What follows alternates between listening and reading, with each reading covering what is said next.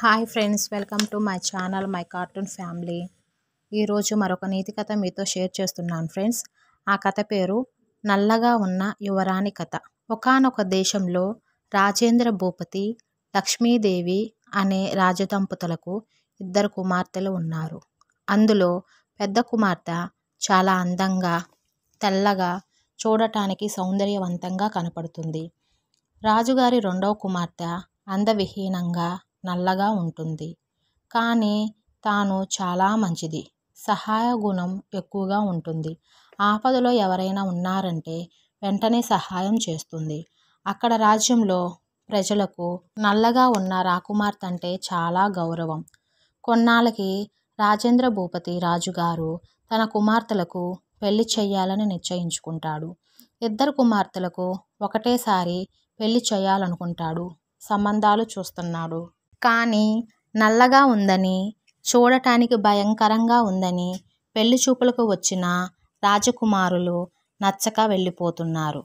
రాజు ఏం చేస్తున్నాడంటే, పెద్ద కుమార్తె ఎవరికైనా నచ్చుతుంది కదా అని ముందు చిన్న కుమార్తెకి ఎవరైనా నచ్చితే అప్పుడు పెద్ద కుమార్తెను చూపిద్దాం అనుకుంటాడు.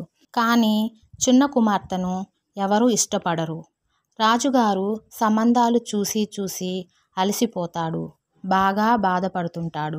అప్పుడు చిన్న కుమార్తె వచ్చి, నాన్నగారు, నేను పెళ్లి చేసుకోను, అక్కకు పెళ్లి చేయండి, మీరు బాధపడకండి అని చెబుతుంది.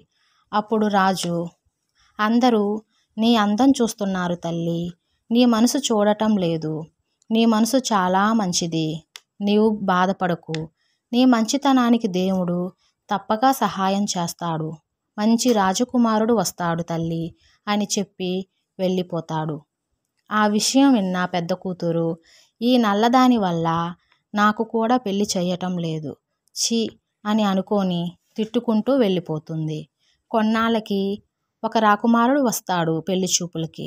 అప్పుడు తన చెల్లిని చూపించటానికి తీసుకురమ్మంటాడు రాజుగారు.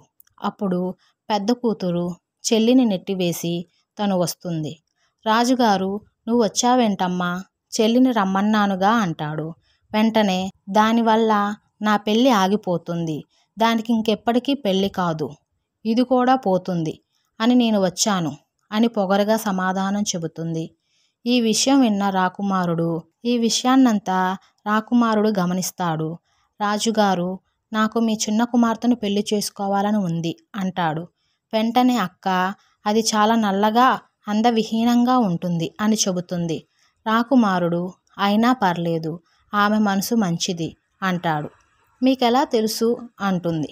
రాజ్యంలో నేను వస్తుంటే రాజ్యంలో ప్రజలు ఆమె పేరిట పూజలు చేస్తున్నారు. ఆమె చాలా మంచిది, పెళ్లి జరగాలని కోరుకుంటున్నారు. అప్పుడు అర్థమైంది ఆమె చాలా మంచిది అని. వెంటనే రాజేంద్ర భూపతి రాజుగారు తన చిన్న కుమార్తెను తానే వెంట పెట్టుకొని ఆనందంతో వచ్చి రాకుమారునికి దగ్గర ఉండి పెళ్లి చేస్తాడు. అప్పుడు తన కూతురుతో ఇలా అంటాడు, చూసావా తల్లి, అందం కాదు గొప్ప, మంచి హృదయం, అందుకే ఈ అందమైన రాకుమారుని హృదయాన్ని గెలుచుకున్నావు అంటాడు. ఇది ఫ్రెండ్స్ కథ. ఇందులో నీతి ఏంటంటే, నీవు మంచి మనసుతో ఏ పని చేసినా నీకు జరిగే పని రెండింతలుగా దేవుడు నీకు ఆశీర్వదిస్తాడు. ఓకేనా ఫ్రెండ్స్, నచ్చితే లైక్ చేయండి, సబ్స్క్రైబ్ చేయండి. బాయ్.